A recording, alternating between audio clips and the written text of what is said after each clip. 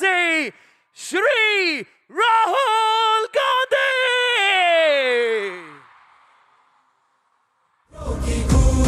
छात्रों की गूंज है ये, छात्रों की गूंज। हमें सुधारनी है गलतियां बिके हुए ईमान की, हमें उठानी है वो बात जो युवा के सम्मान की, हमें संवारनी है राह कल के हिंदुस्तान की। बहुत हुआ चलो युवा, हाथ से हाथ जोड़ के, जंजीर अन्याय की तोड़ के, झूठ तेरे सब धोखे और नहीं अब चल पाएंगे। एक कल्चरल शॉक है कि हमारी बेटियां इस प्रकार की भाषा कैसे बोल सकती हैं। कर युवा ख्वाब ये जल जाएंगे, सिंहासन वो हिल जाएंगे।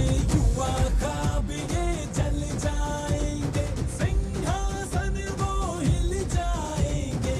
छात्रों की गूंज है ये, छात्रों की गूंज। छात्रों की गूंज है ये, छात्रों की गूंज।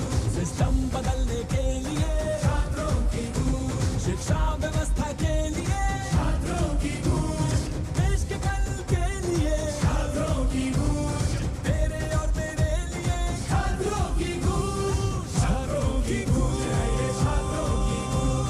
छात्रों की गूंज है ये, छात्रों की गूंज। Please welcome Shri Rahul Gandhi.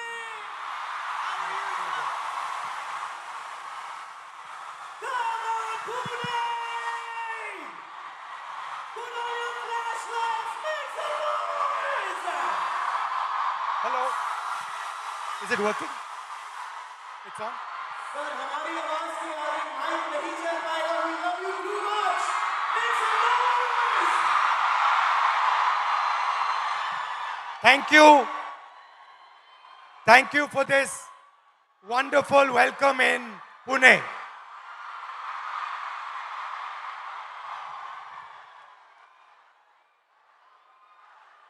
Today,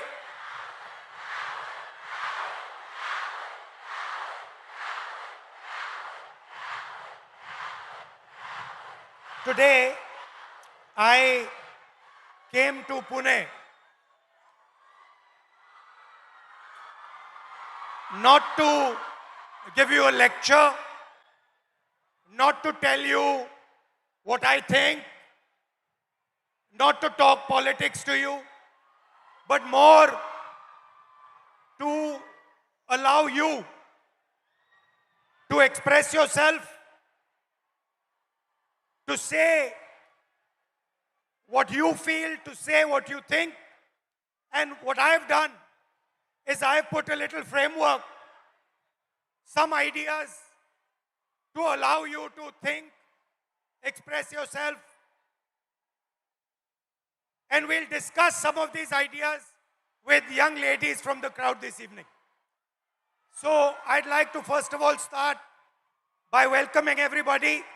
सबका मैं यहाँ स्वागत करता हूँ और पहली बार शायद मुझे बॉयज कम दिख रहे हैं या दिख ही नहीं रहे हैं और लड़कियां दिख रही हैं. The idea behind this evening is, as is written over there, break the cage.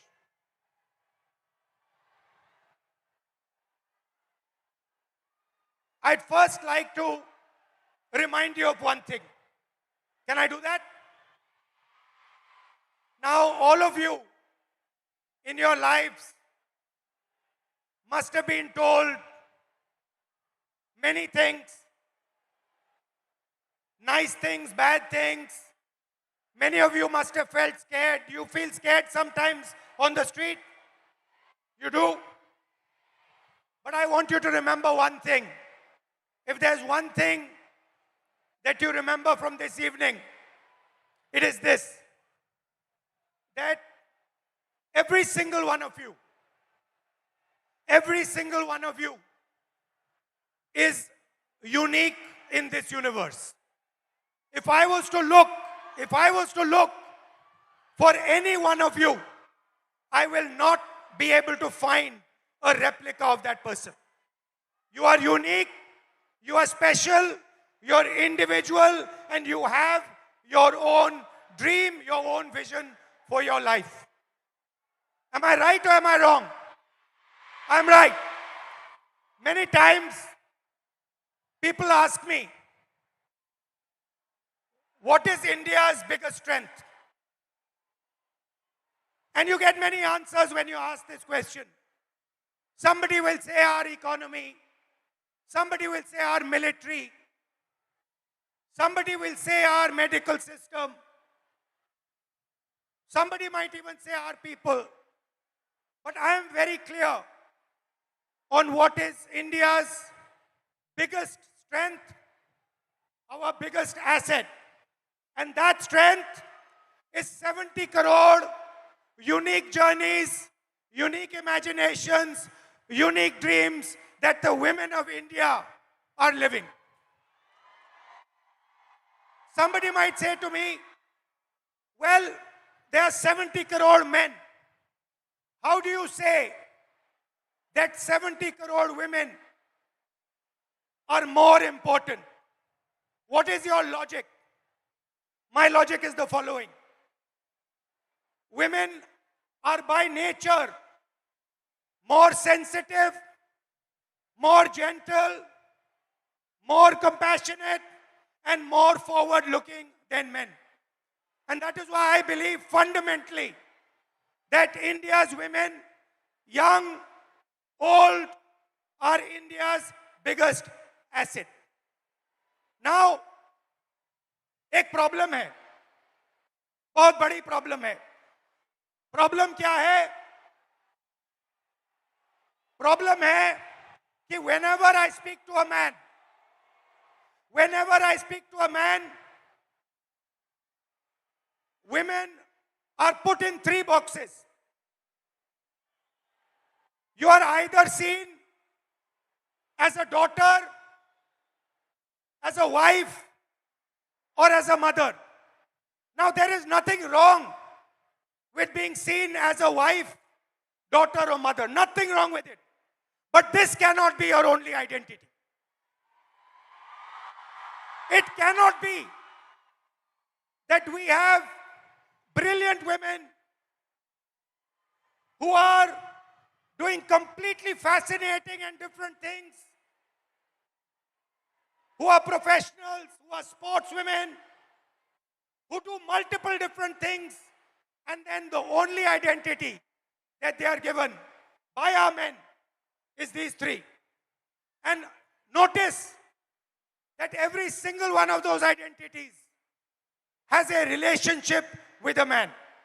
So you are either a mother or a wife or a daughter. And I'd like to quote over here the Manusmriti, which says clearly, in childhood, a female must be subject to her father. Meaning, the Manusmriti says, in childhood, a female belongs to her father. In youth, she belongs to her husband. When her lord is dead, she belongs to her sons. A woman must never be independent. This is a direct quote from the Manusmriti. And these words are a shame, because these words should never ever have been spoken. Hello, how are you? Hello.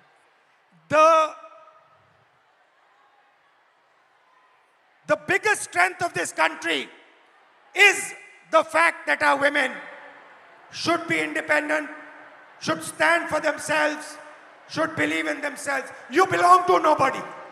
You do not belong to anybody except yourself. You have a relationship with your father. You have a relationship with your brother.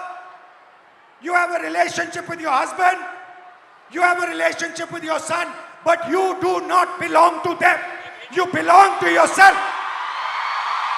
And I'd like to listen to you. Hello, थोड़ा sir. आपका opinion सुनना है. थोड़ा परिचय कीजिए अपना. Yes. Hello, I'm Advocate Rama Prasad Zavre. I have recently graduated. I'm a lawyer and I will be pursuing masters after this. I have noticed in the last 5 years that I spent taking my degree that women in my field are subjected to such stereotypes that my classmate would not be. They are given opportunities, networking opportunities, and even cases being handed to them only because they are men and they don't have a family. It doesn't matter if they stay home or not. Also, I have heard from my senior that it is a waste spending money on my LLM only because after a few years I won't be practicing and I will be raising a family, and it's really sad to see that my degree is just diminished to a point in my biodata.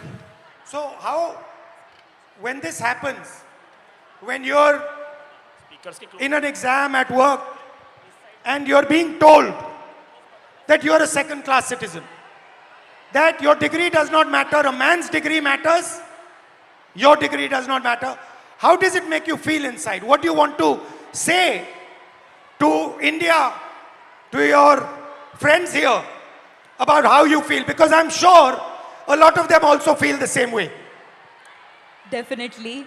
I want my colleagues, my teachers, my friends to have confidence in me that I won't need to prove that I have that degree. I studied for it, I put my energy, efforts into it, and I will be successful. I don't think I need to prove it to a man. Because Now, this is, I like this. She's saying that why do I need to prove it to a man? Why does a woman 24/7 have to prove to a man that she is good enough? Fundamental question. Would you like to say something about that? Hello, my name is Jnaneshwari. I'm from Pune, Maharashtra itself. I completed my master's in culture, media and governance from Jamia University, Delhi. And I lost my father before 3 years. And after that, he got a cancer. After that, there was so much family pressure, society pressure, community pressure. My dad was a sanitary worker. And I had a huge pressure. You have to do the relinquishment certificate, you have to submit the certificate. You will not, if I'm asking anything in a property or in anything, it's like I'm asking for,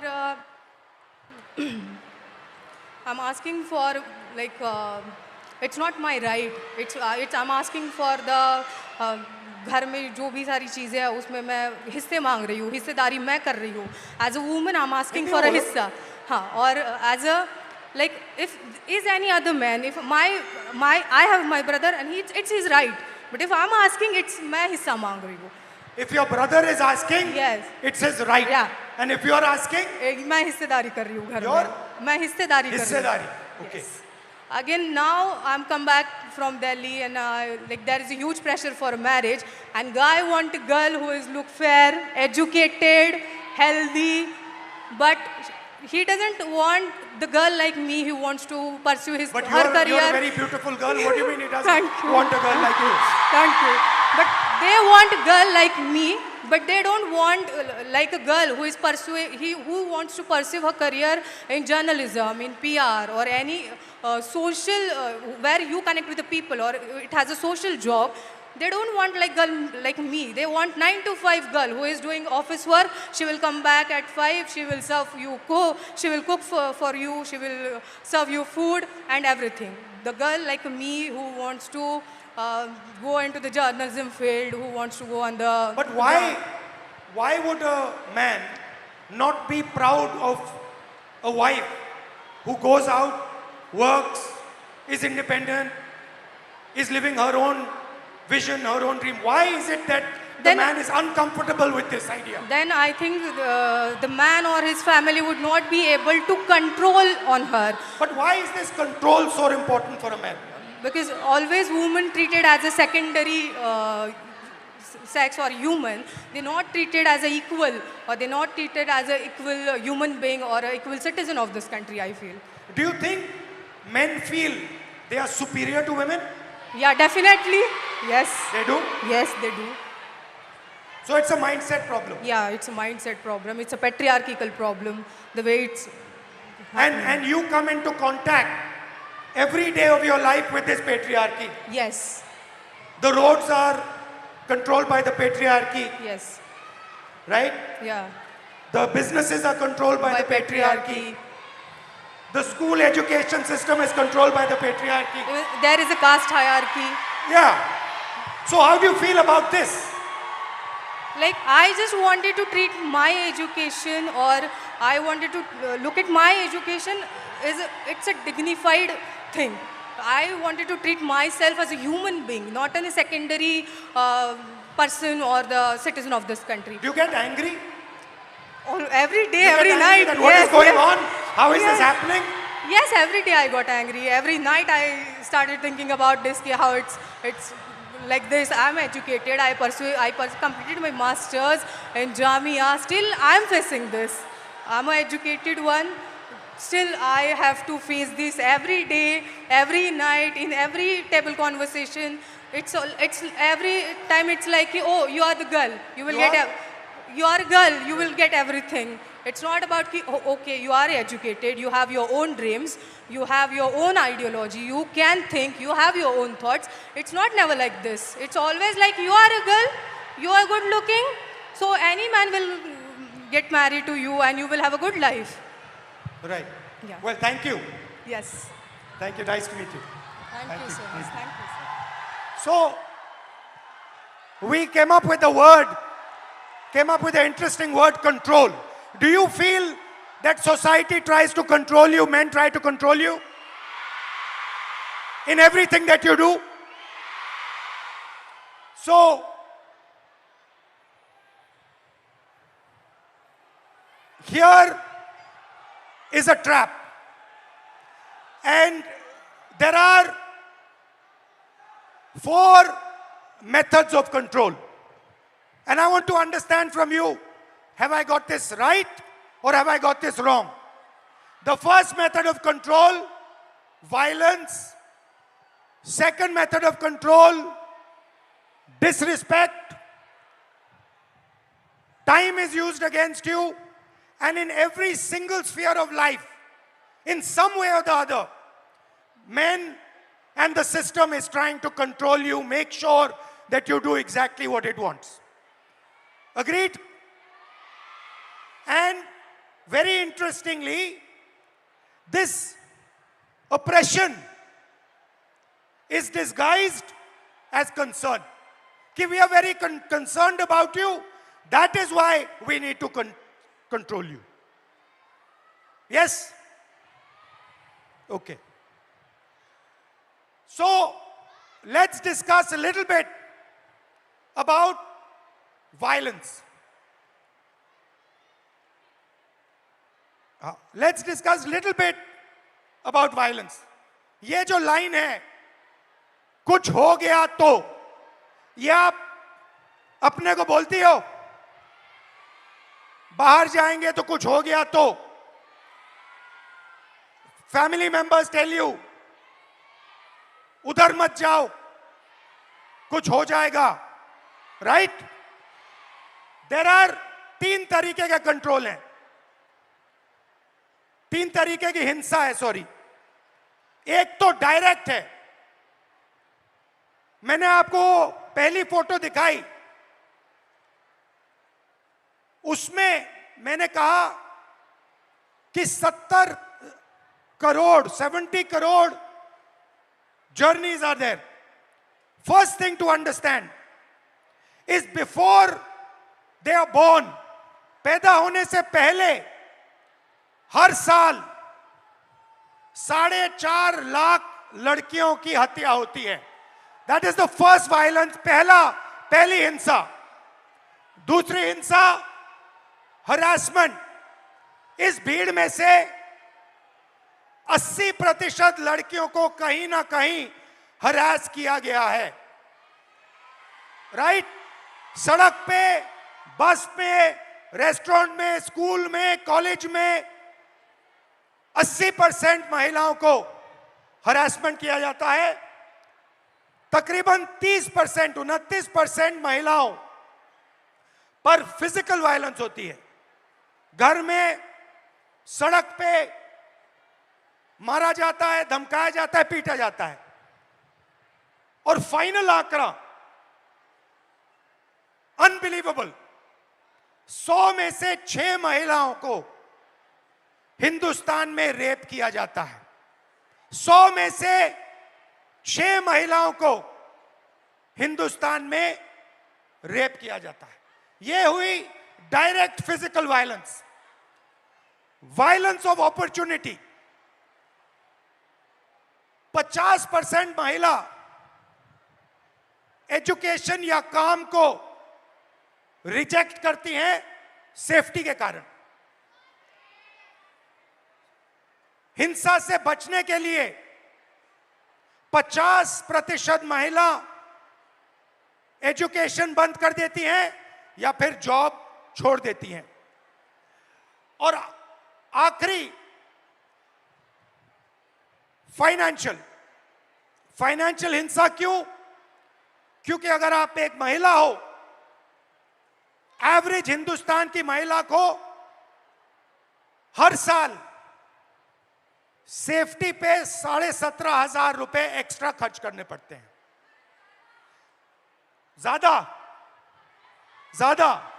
कितना ज्यादा? इसका double. तो 3 तरीके की हिंसा है। एक तो डायरेक्ट हिंसा, एक फाइनेंशियल हिंसा और एक अपॉर्चुनिटी के कारण। तो पहला इंट्रैपमेंट है हिंसा। अब आपकी सुनेंगे। Welcome. What's your name? Tejaswini. नमस्कार, कैसे नाम? सुचित्रा। मैत्री। हाँ? मैत्री। बताओ, who would like to start? आप शुरू करेंगी? बोलिए, बीच में आइए। Hello everyone. Hello sir. Hello. मेरा नाम सुचित्रा पागी है। मैं पालघर वसई से बिलोंग करती हूँ और अभी मैं इकोनॉमिक्स में मास्टर्स कर रही हूँ हड़पसर में SM जोशी कॉलेज में। जब हम सिक्योरिटी की बात करते हैं लड़कियों की, तो खुद के साथ होना और दूसरों के साथ होना बहुत अलग चीज़ है, उसमें ज़मीन आसमान फ़र्क है। जब हम पढ़ते हैं कि न्यूज़पेपर में पढ़ते हैं कि लड़की के साथ लड़की हरेस्ट हुई, उसका रेप हुआ, तो वो बहुत अलग बात होती है कि हम सिर्फ फील करते हैं कि उसके साथ ये हुआ तो वो क्या फील कर रही होगी। जब खुद के साथ होता है तो एक डर पैदा होता है मन में कि नहीं यार, लड़कों से बात नहीं करनी, लड़के बहुत स्केरी होते हैं।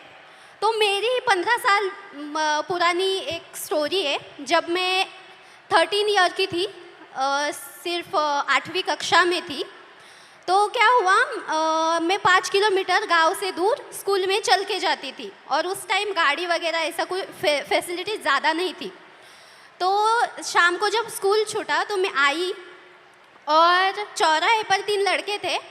लिटरली वो बहुत ज़्यादा ड्रंक थे और उनका एज भी 25 साल से आगे था।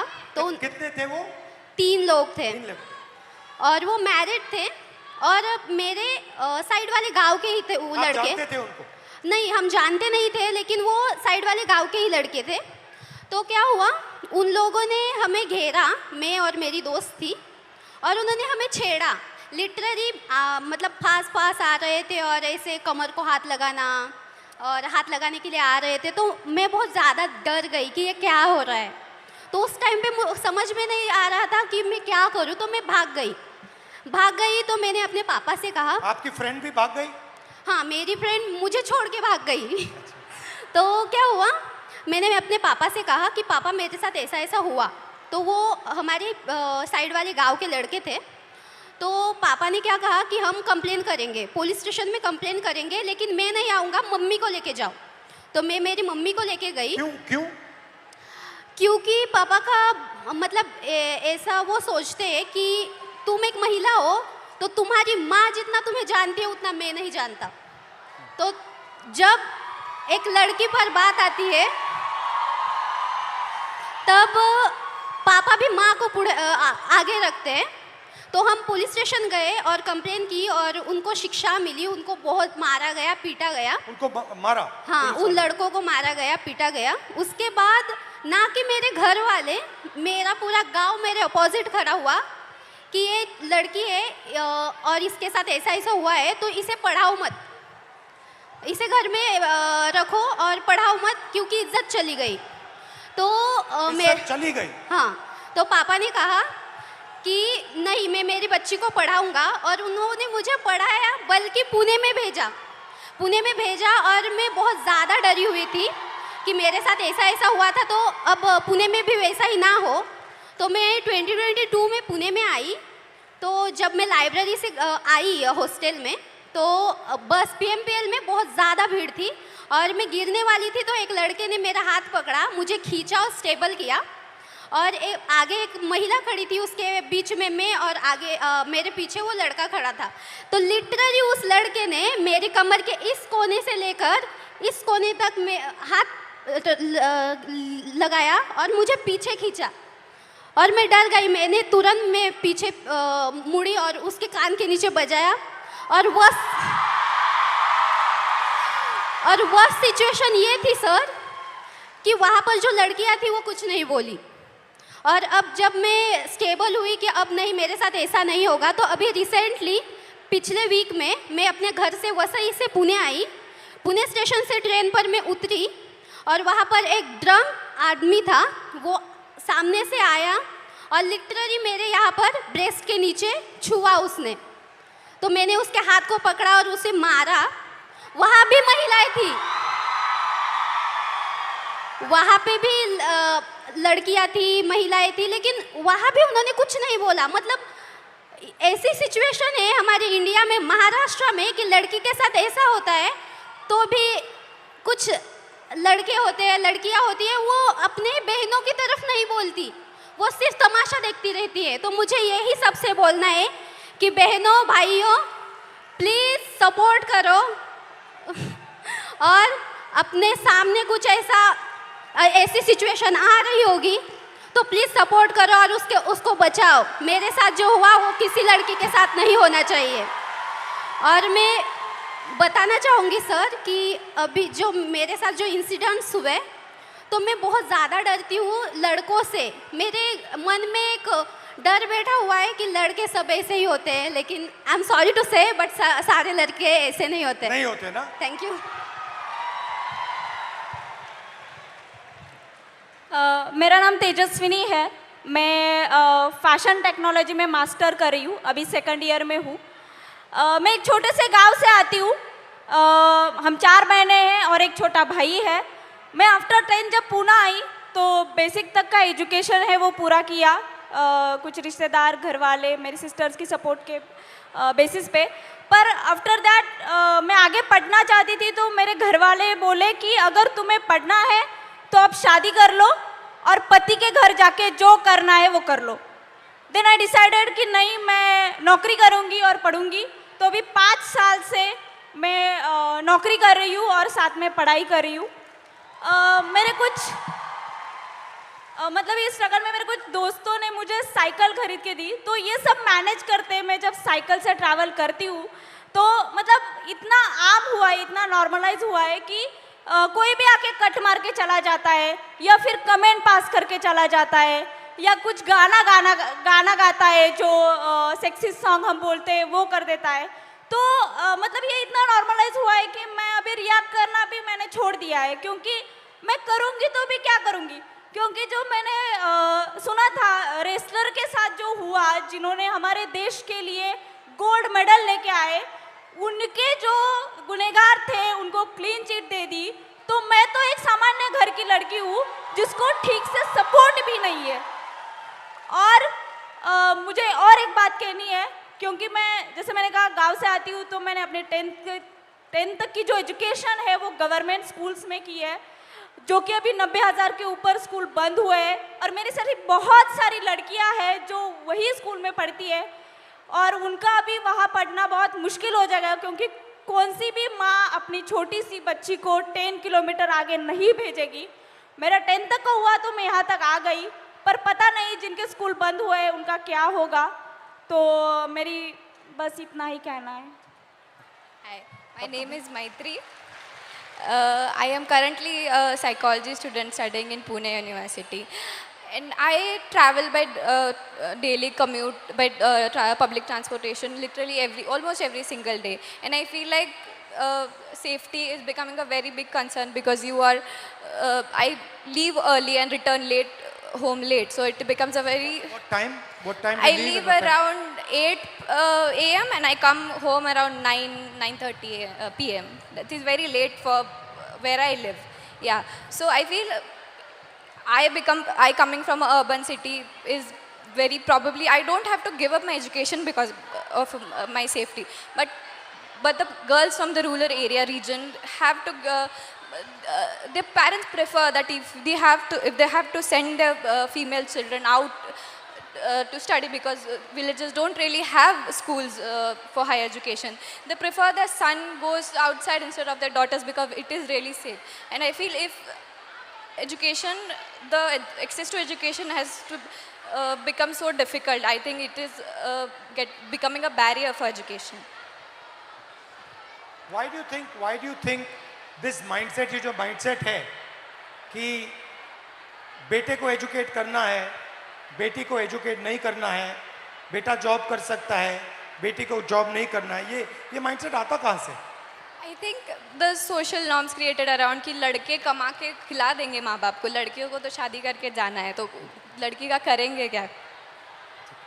Okay, thank you.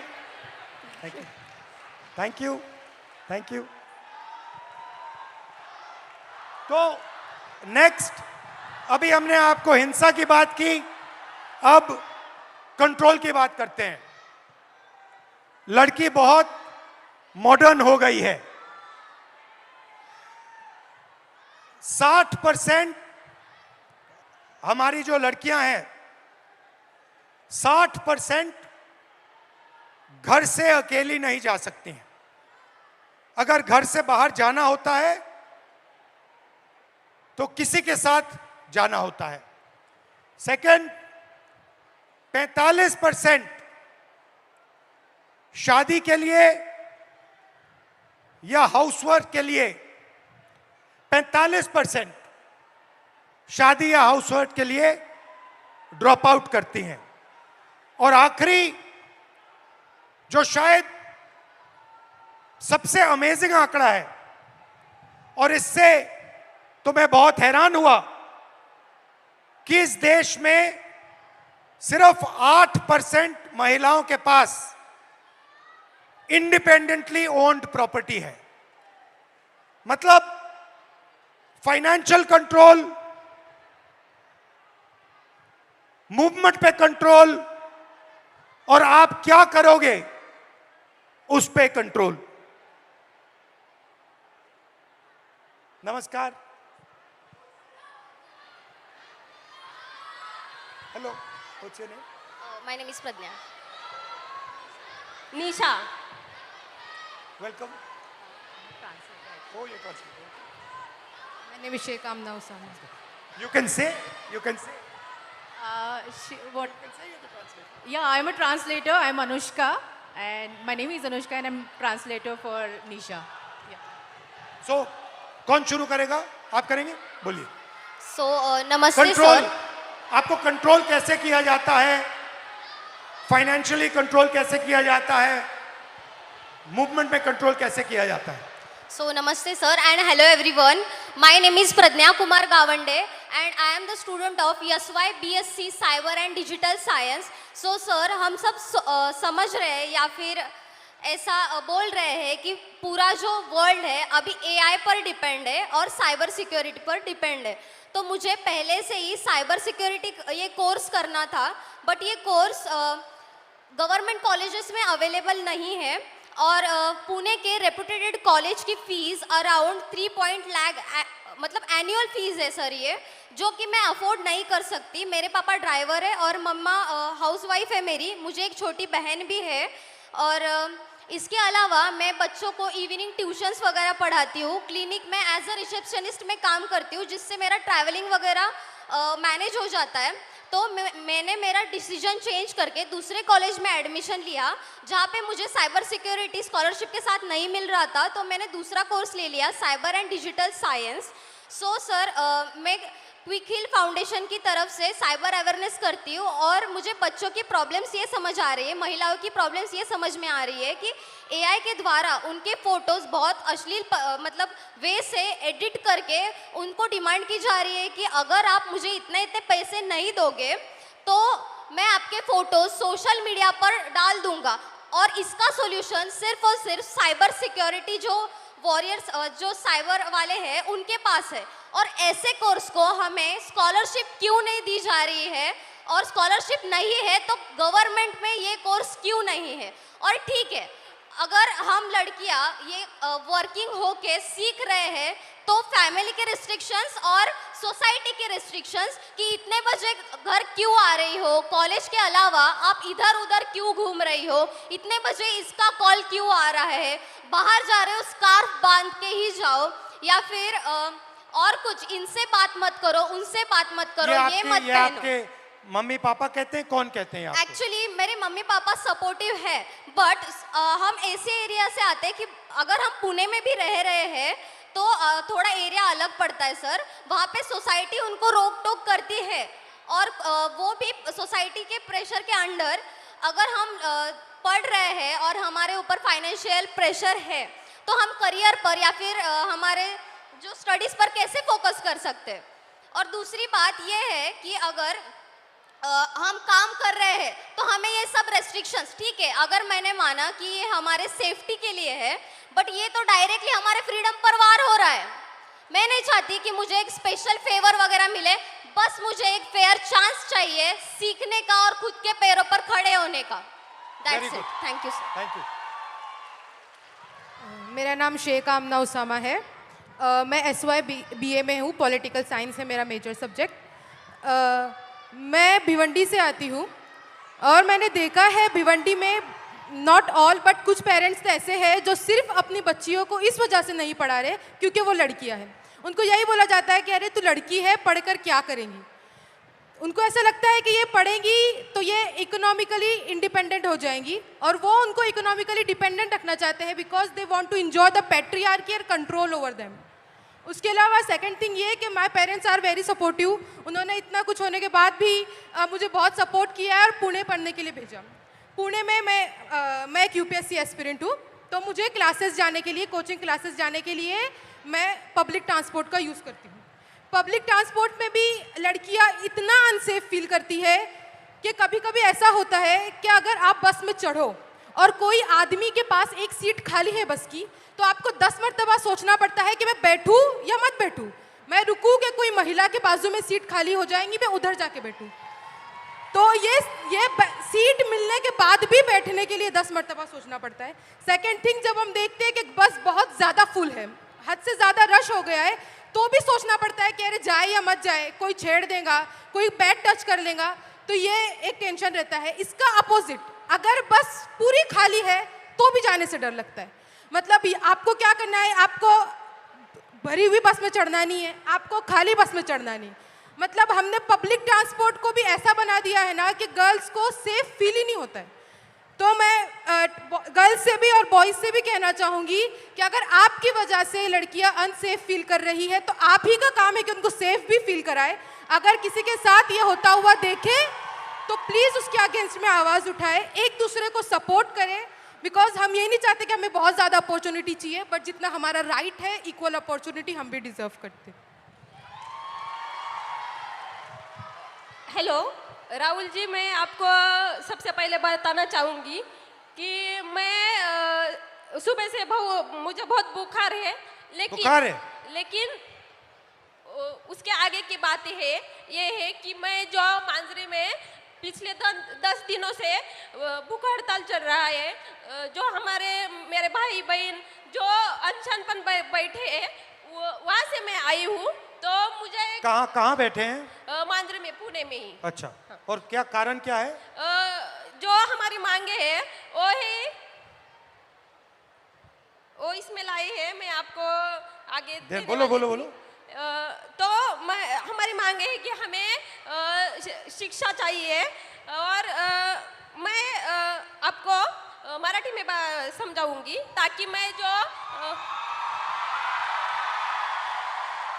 ताकि मेरी बात है वो अकेली निशा की नहीं है, वो सब ट्राइबल स्टूडेंट की है, पूरे देश की है, पूरे महाराष्ट्र की है। इसलिए मैं आपको मराठी में बात करके बताऊंगी। जो आम्ही जे उपोषणासाठी बसलेलो आहोत, आमचे भाऊ आणि त्याच्यामध्ये आमच्या 2 बहिणी देखील बसलेल्या आहेत, आणि त्यातलीच एका बहिणीची तब्येत खूप नाजूक झाली, तिला आज हॉस्पिटलमध्ये नेलंय। आणि हे सगळं असताना देखील जेव्हा आमचे प्रतिनिधी मंत्रालयामध्ये गेले, तर तेव्हा आमचे आदिवासी विकास विभागाचे मंत्री आहेत ते काय बोलले असतील तुम्हाला सांगितलं तर तुमच्या अंगावर काटा येईल। ते म्हणतात सॉरी, मी याच्यावर काही करू शकत नाही, हे सीएमच्या हातात आहे। मग तुम्ही जर आदिवासी विद्यार्थ्यांच्या विकासासाठी तिथं बसलेत, तर तुम्ही जर तिथं आमच्या विकासासाठी बसलेत आणि तुम्ही जर आमचा विकास साधू शकत नाही, तर तुमचा तिथं बसण्याचा अधिकार नाही, हे मी आज ठणकावून सांगते। आणि दुसरी गोष्ट म्हणजे मी अजून एक सांगेल की ज्या आमच्या भागामध्ये ज्या आश्रमशाळा असतात, तिथं जे सेंट्रल किचन पद्धत लागू केली, जसं की एका ठिकाणी जेवण बनणार आणि ते 70-80 किलोमीटर लांब घेऊन जाणार, आणि त्यामुळे ते जेवण खराब होतं, त्यामुळे विषबाधा होते। आणि विद्यार्थी, आताच एक गोष्ट झाली गडचिरोलीमध्ये, कारण आदिवासी ज्या आश्रमशाळा आहेत त्याच्यामध्ये बेडची सुविधा नाही आहे, पिण्याचं पाणी देखील नाही आहे। त्याच कारणामुळे गडचिरोलीमध्ये विद्यार्थ्यांनी झोपेत असताना त्यांना मण्यार सापाने दंश करून 3 विद्यार्थी मेले आणि 3 विद्यार्थी अजूनही हॉस्पिटलमध्ये आहेत। तर आमची मागणी अशी आहे की त्या विद्यार्थ्यांच्या पालकांना ॲटलिस्ट 1 कोटीची तरी मदत करा, आणि ह्या सरकारने त्यांची मदत 4 लाखांवर मोजलेली आहे। तसंच आमचं त्यांना एक म्हणजे मागणं आहे की ज्या आमच्या आदिवासी विद्यार्थिनी असतात, तुम्ही जर पाहिलं ते जे आदिवासी हॉस्टेल आहेत ते जे शहरं आहेत जसं की पुणे, मुंबई, तर जे पुण्याचा जो सेंट्रल भाग आहे तिथं नाही आहेत, मांजरी, कोंढवा, और इस वजह से जो हमारा शिक्षण है, हम जो पढ़ते हैं वो पढ़ने के लिए टाइम ही नहीं रहता, क्योंकि 4-4 घंटे हमें वहाँ जाने आने में ही लगते हैं। तर ह्या सगळ्या मागण्या घेऊन आम्ही मागच्या 10 दिवसापासून उपोषणासाठी बसलोय। तर माझी तुम्हाला विनंती आहे की मी तुम्हाला जे आता निवेदन दिलं आहे त्याचा विचार करून तुम्ही आमच्या आदिवासी विद्यार्थ्यांसाठी काहीतरी करून आमचा मागणं सोडवण्याचा प्रयत्न करा। थँक्यू। तो बताओ ओके, इन्होंने अपने कुछ मुद्दे आपके लिए लाए हैं। तो पहला पॉइंट ये है कि आदिवासी कम्युनिटी से वो बिलोंग करती है, और आदिवासी डिमांड्स के लिए इनके काफ़ी भाई बहन सारे उपोषण पे पिछले 10 दिनों से पुणे में ही बैठे हैं। क्या मेन डिमांड क्या है? इनका डिमांड एक बार प्लीज़ आप फिर से, क्योंकि मेन डिमांड क्या है? मेन क्या डिमांड? जो ट्राइबल जो डिपार्टमेंट है उसने जो GR लागू किया है, जैसे कि जो हॉस्टल में नियमावली होगी वो उसमें लिखा है कि हम मुझे 13 साल तक ही पढ़ सकते हैं, कि 13 साल तक ही हम हॉस्टल में रह सकते हैं। और फर्स्ट डिमांड ये है उनकी कि ये जिस ट्राइबल हॉस्टल्स में ये रह रही है वहाँ पे ऐसा रूल है कि वो सिर्फ 30 ईयर्स तक ही वहाँ पे रह सकती है। आफ्टर दैट ये सरकारी हॉस्टल है? हाँ, ट्राइबल कम्युनिटी का जो हॉस्टल होता है वो सभी सरकारी होता है। और ये सारी डिमांड्स ये लोग सीएम के पास लेके गए और वहाँ से उन्हें बताया गया कि सॉरी हम कुछ नहीं कर सकते हैं। अच्छा। हाँ, तो उनका कहना है कि फिर अगर आप कुछ नहीं कर सकते हो तो आप बैठे क्यों हो कुर्सी पर। और आप क्या चाहती हो, किस एज तक उसको करा जाए? ज़्यादातर 35 एज तक भी हम म्हणजे आम्ही जरी आम्हाला 35 वर्षासाठी पण 35 वर्षापर्यंत जरी दिलं तरी ठीक है। 35 इयर्स तक हॉस्टल मिलना चाहिए। 35 इयर्स हो जाएगा तो खुश हो जाओगी? वैसे तो हमें ये एज की लिमिट है वो ही नहीं चाहिए, लेकिन ये सरकार है वो तो आपको भी पता है, लेकिन हम ये चाहते हैं कम से कम 35 एज तक भी आ पाए, इसलिए मैंने ऐसे बोला। लेकिन हम मुझे आप वहाँ इनवाइट क्यों नहीं कर देते? हमने आप मुझे वहाँ बुला लो, Yes. मैं भी आ जाऊंगा, बैठ जाऊंगा आपके साथ. आम्हाला आवडेल तुम्ही तिथं आलेले आणि आमच्या मुलांची देखील इच्छा आहे की तुम्ही तिथं यावं आणि आमच्या प्रश्नांवरती बोलावं आणि आमचे प्रश्न सोडवण्यासाठी प्रयत्न करावा. वो चाहती है कि आप वहाँ पे आए, वो खुशी खुशी आपको बुलाना चाहती है. मुझे बुला लो, मैं आ जाऊंगा. ठीक है, मैं थोड़ा दबाव और एक साथ डाल देंगे. मैं और एक बात कहना चाहूंगी, उससे तो आपके होश ही उड़ जाएंगे. जैसे